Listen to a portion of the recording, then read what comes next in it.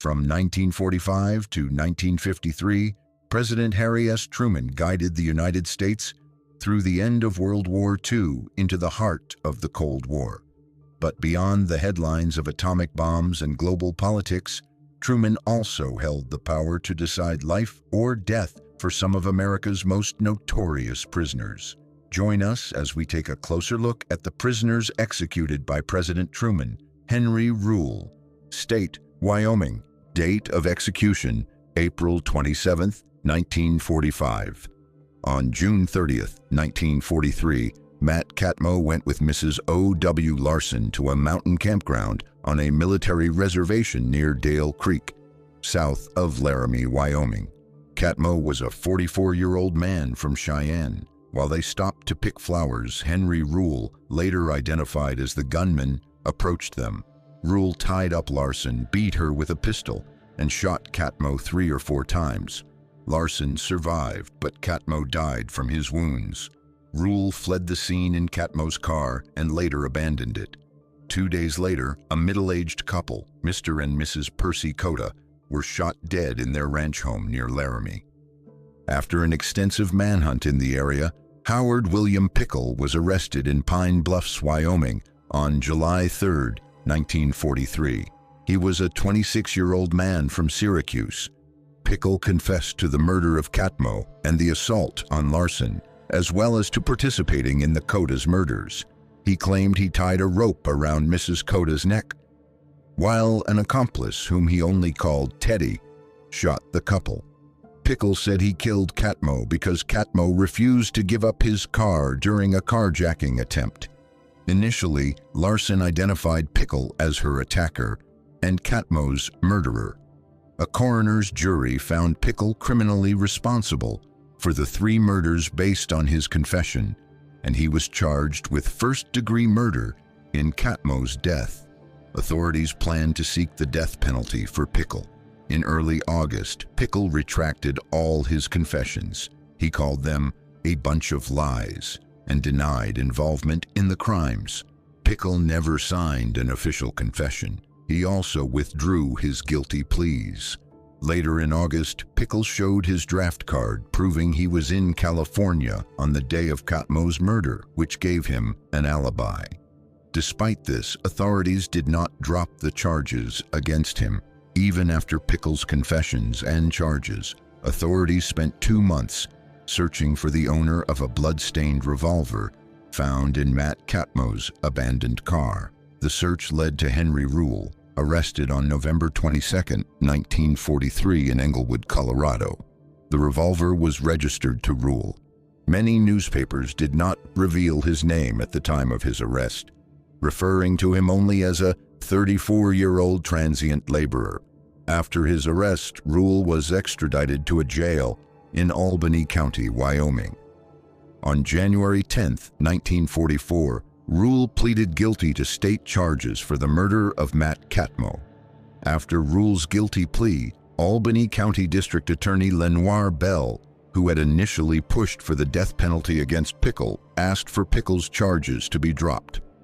On January 18th, a judge signed an order dismissing the charges against Pickle. In March 1944, the federal government charged Rule with federal capital murder because Catmo's murder occurred on a military reservation, federal land. Rule was then transported to Cheyenne, Wyoming, to await his trial. In May 1944, Rule went to trial in federal court for Catmo's murder. The trial lasted 4 days and ended on May 26th. The jury took 2.5 hours to convict Rule of first-degree murder without recommending mercy. The next day, a federal judge sentenced Rule to death, setting his first execution date for June 30th, the same day as Catmo's murder, exactly 1 year later. Rule appealed to the 10th Circuit Court of Appeals in Denver. The court upheld both his conviction and death sentence. In the days before his execution, Rule wrote to President Truman asking for clemency. Truman denied his request. Rule maintained his innocence until the end. He did not ask for a special final meal or religious advisors. even though 3 ministers tried to speak with him in his death row cell. Rule was executed on April 27, 1945, in the gas chamber at the Wyoming State Penitentiary in Rawlins. After his execution, authorities found a 2-page letter that Rule had written to police and prison guards. The letter was described as abusive. In it, Rule said he would meet the officers in hell and talk it over with them. He also claimed that he could spill lots of dope if he wanted to, but he was not crazy enough to do so. After his execution, Rule was buried in the penitentiary cemetery. Austin Nelson and Eugene Lamore, State, Alaska. Date of execution: March 1, 1948 and April 14, 1950. Austin Nelson and Eugene Lamore were convicted and executed for the same crime, the December 1946 murder of Jim Ellen. Ellen was a 52-year-old storekeeper from Juneau. His store was also robbed during the crime. Ellen had immigrated to the U.S. from Greece as a boy in 1909. He was a World War I veteran and a member of the American Legion and the Juneau Elks Lodge. Austin Nelson was a 24-year-old who did odd jobs in Juneau. He was arrested after a check he had written to Jim Ellen was found on the store counter post the robbery and murder. He was represented at trial by Henry Roden and Joseph A. McLean. Nelson was convicted based on circumstantial evidence, including a witness who saw him in the victim's store on the night of the murder. No one saw the actual murder and no murder weapon was found, including the straight-edged razor that witnesses said Nelson had once owned. Nelson had no money for an appeal, and there was no provision for a public defender in post-conviction proceedings. His execution was set for July 1, 1947. Eugene Lamore was a 42-year-old fisherman with a Tlingit wife and 2 children. He was originally an alibi witness at Nelson's trial. He testified that he spent much of the evening with Nelson on the night of the murder, including along the avenue where the victim's store was located. Lamore's credibility with the jury was weakened when he initially denied a felony robbery conviction from 20 years earlier. Although Lamore returned to the stand the next day to correct his testimony, U.S. Marshal William Mahoney arrested him on a perjury charge and set his bond at $10,000.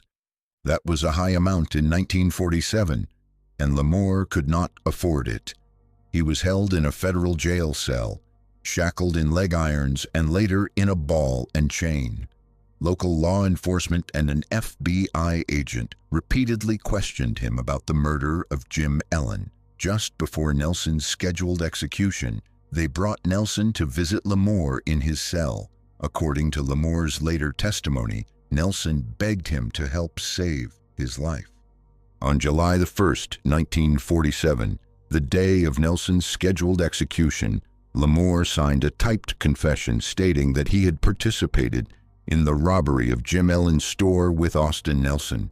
In the confession, he wrote that Nelson had killed Ellen during the robbery, so Lamore was charged with first-degree murder. Nelson's execution was delayed because he was now considered an important witness against Lamore. Lamore was represented at trial by Henry Roden and Joseph A. McLean, the same court-appointed attorneys who had represented Nelson. The only significant evidence against Lamore at trial was the typed confession he had signed while in jail. At trial, Lamore retracted the confession, saying it had been made on the advice of a well-known Juneau attorney, Herbert W. Faulkner. Deputy Marshal Walter Helen had persuaded Faulkner to talk with Lamore, who had no lawyer at the time. Lamore testified that Faulkner agreed to advise him, though Faulkner denied doing anything except typing what Lamore wanted in the confession. Lamore also said the confession was made to delay Nelson's execution, especially after Nelson visited his cell. Despite his retraction and the lack of other evidence, the jury convicted Lamore and sentenced him to death. Nelson, who had been kept alive during Lamore's trial, was never called to testify. He was executed by hanging on March 1, 1948, 1 month after Lamore's trial ended. Lamore was also executed by hanging, but on April 14, 1950, after an unsuccessful appeal. His execution was the last one held in Alaska. David Joseph Watson, State, Florida. Date of execution, September 15, 1948. In the early morning hours of July 25, 1946, David Watson murdered Benjamin Hobbs near Key West, Florida. Hobbs was a 19-year-old seaman. The two were aboard the USS Stribling, a naval ship, when the murder took place. Hobbs's body was found in the ship's gun turret the next day.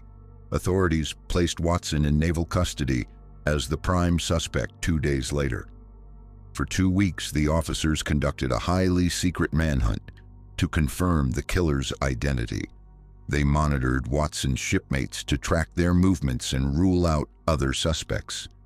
After 12 days in custody and 2 weeks of searching, the FBI and the Office of Naval Intelligence got an oral confession from Watson. He admitted to committing the murder alone. Watson's main motive was assault. He had tried to assault Hobbs in his bunk. When Hobbs fought back, Watson decided to kill him to avoid being caught for the assault. After the attempt, Watson bludgeoned and strangled Hobbs to death. He also stole $1.78 from Hobbs. When Watson was first arrested, authorities held him at a naval shipyard in Miami. Later, they transferred him to the Miami County Jail to await his murder trial.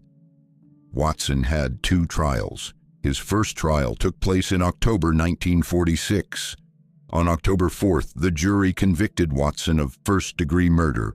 They refused to recommend mercy, so the judge sentenced him to death. However, an appeals court overturned the sentence in 1947, and Watson received a second trial. During the second trial, Watson's defense team argued that he had a psychopathic personality. Attorney A.C. Dressler told the jury in his closing statement, "He has a warped mind. He is a lost soul. If you comply with the oath you took, you cannot kill. You cannot send this boy to the chair." Watson's other attorney, John G. Sawyer, argued that Watson should spend his life in prison for the good of society.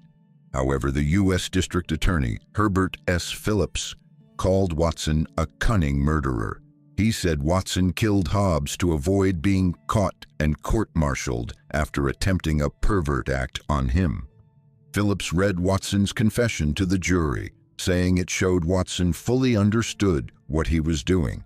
Judge John W. Holland told the jury that if they believed Watson's psychopathy made him not responsible for his actions, they could not convict him of a crime higher than second-degree murder. At the time, only a first-degree murder conviction could lead to the death penalty in federal court. A second-degree murder conviction would have spared Watson's life. The second trial ended on August 7, 1947. The jury again found Watson guilty of first-degree murder and once more refused to recommend mercy. 2 weeks later, Judge Holland formally sentenced Watson to death. Watson appealed his second death sentence to the District Court of the United States for the Southern District of Florida. On April 1, 1948, the court upheld the second death sentence. The court called the murder shocking and said it was committed with a vile motive.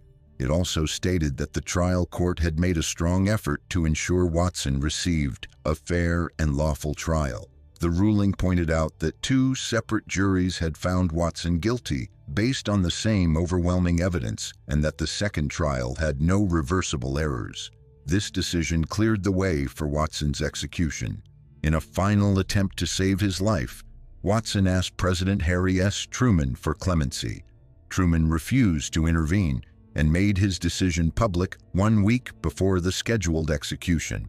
According to the Associated Press, Watson spent his final hours praying with a minister and singing hymns. On the morning of Wednesday, September 15, 1948, Watson was executed in the electric chair at Florida State Prison in Rayford. He was the 3rd federal inmate executed under President Truman and one of only 2 inmates executed on a federal warrant in Florida during the 20th century. Samuel Richard Shockley, State, Oklahoma. Date of execution, December 3, 1948. In March 1938, authorities arrested Shockley and Edward Johnson for stealing a man's car, robbing a bank in Powley, Oklahoma, and kidnapping 2 employees, Mr. and Mrs. D.F. Pendley. Shockley tried to escape during the arrest, but both men were caught and convicted of kidnapping. Although the Pendleys survived, the prosecution still asked for the death penalty. The jury chose not to sentence them to death and instead gave them life in prison on May 16, 1938. At Leavenworth, prison psychiatrists examined Shockley and found that he had an IQ of 68 and a mental age of 10 years and 10 months. The report said Shockley had hallucinations, suffered from serious emotional instability, and could not handle a normal prison setting. He was considered a danger to himself and others.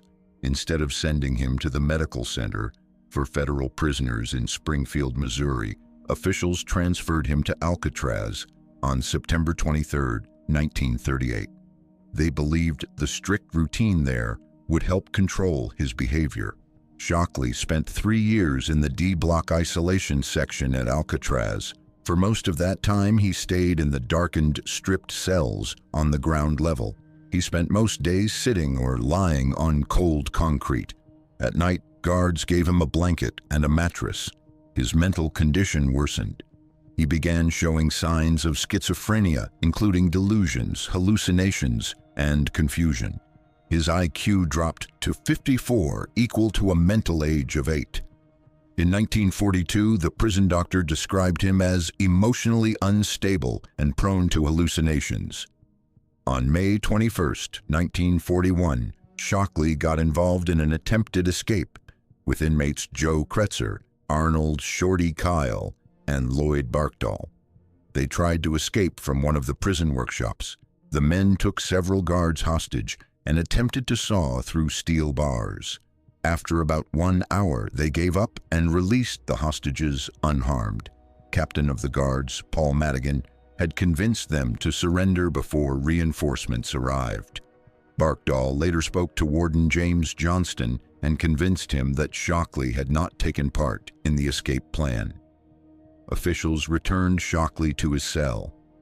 On May 2, 1946, inmates Bernard Coy, Joseph Kretzer, and Marvin Hubbard launched another escape attempt. They surprised guard Cecil Corwin and aimed to take control of the cell house and the D block to free inmate Rufus Whitey Franklin.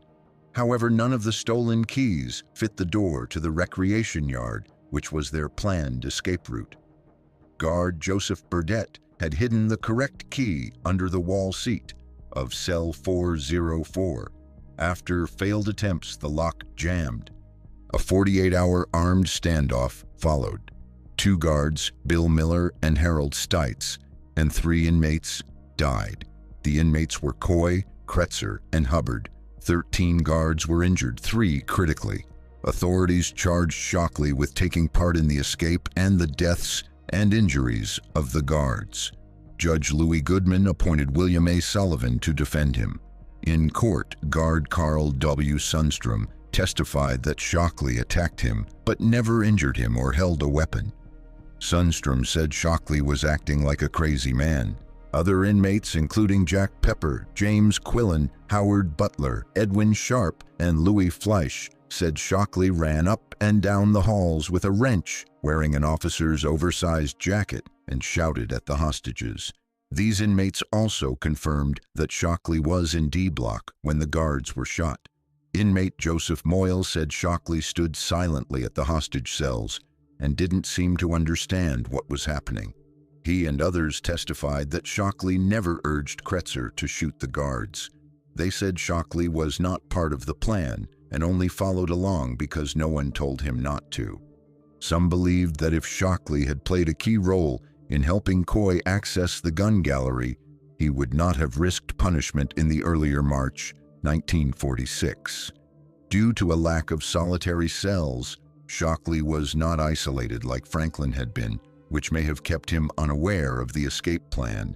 Moyle had agreed to be a key witness, but Warden Johnston gave Sullivan a letter in which Moyle withdrew, saying testifying would not be in his best interest. Judge Goodman denied a request for separate trials for each defendant. He also denied a motion to move the trial, even though the defense argued that heavy media coverage made a fair trial impossible. Goodman also refused to appoint a second lawyer for Shockley or allow an independent psychiatrist to testify about Shockley's mental illness. Dr. Alden, the court-appointed psychiatrist, was the only medical expert who testified. He examined Shockley for just 1 hour. U.S. Attorney Frank Hennessy and Judge Goodman feared a repeat of the 1941 Henry Young trial, in which the jury had condemned the Alcatraz administration as cruel and demanded a full investigation. Like Shockley, Young was mentally ill, had spent long periods in isolation, and could not remember the events of his case.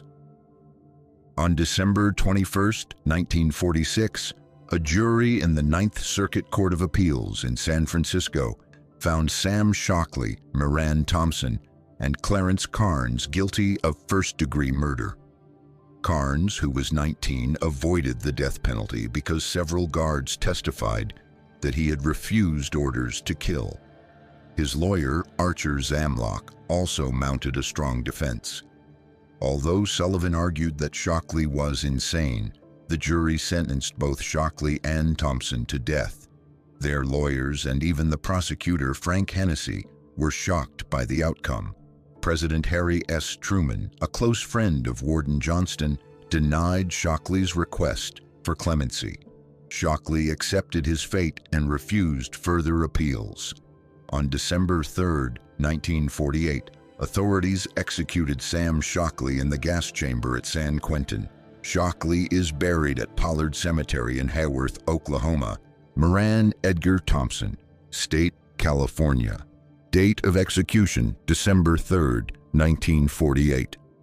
OK was an inmate of Alcatraz who participated in an attempted escape on May 2, 1946. This incident is often described as the Battle of Alcatraz. At the time, Moran Thompson was serving a life sentence plus 99 years for killing Detective Lemuel Dodd Savage, a 52-year-old police officer from Texas.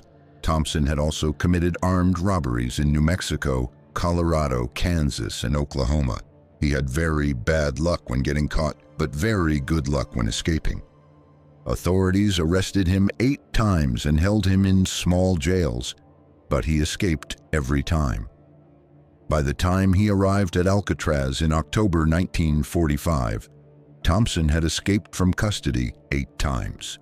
Detective Savage had arrested Thompson and Elbert Day after catching them burglarizing a store.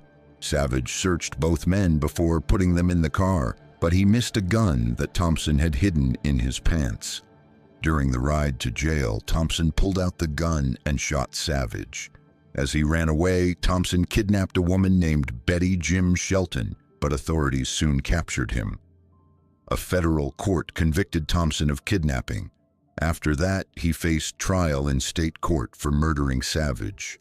The jury found him guilty but voted 7-5 to spare his life, so the court sentenced him to prison. He was sent to Alcatraz. While in Alcatraz, Thompson took part in the Battle of Alcatraz, a failed escape attempt. During the chaos, Correctional Officer Harold Stites and Correctional Officer William Miller, both with the Federal Bureau of Prisons, died from gunshot wounds. Thompson was tried for his role in the violence, with accusations that he had incited Joe Kretzer to open fire on 9 guards who were being held hostage. The goal was to eliminate any potential witnesses to the escape attempt.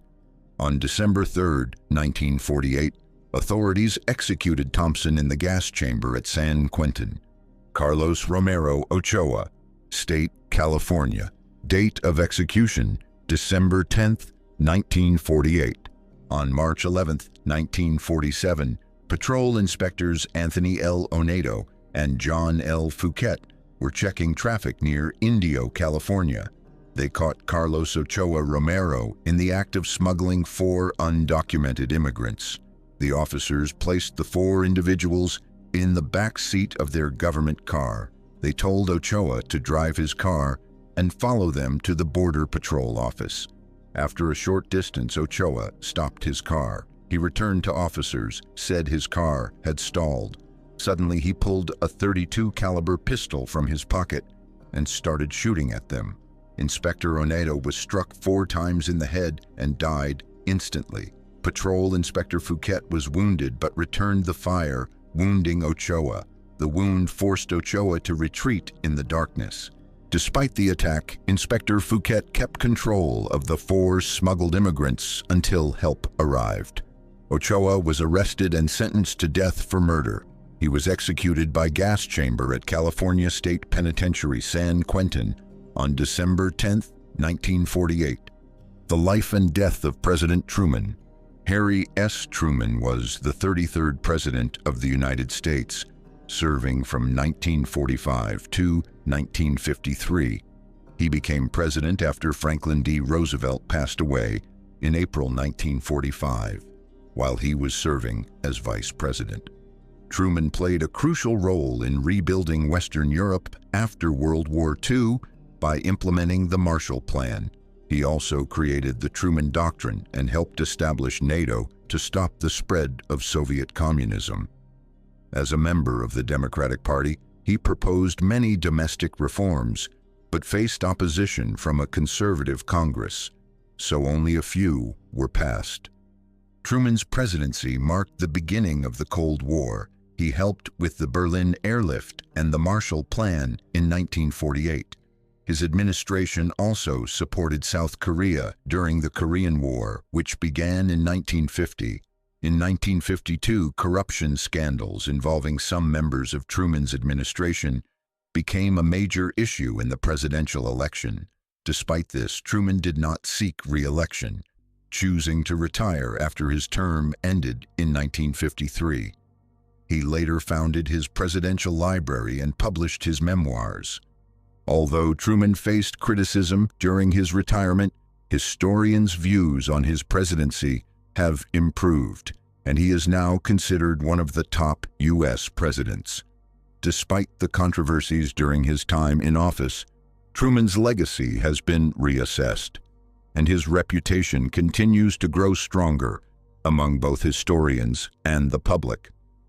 On December 5, 1972, Harry Truman was admitted to Research Hospital and Medical Center in Kansas City with pneumonia. His condition worsened as he developed multiple organ failure and slipped into a coma. He died on December 26th at 7:50 in the morning. He was 88 years old. At the time of his death, Truman was the oldest living U.S. president. He had held that title since Herbert Hoover died in 1964. Bess Truman chose to have a simple private service at the Truman Library instead of a state funeral in Washington, D.C.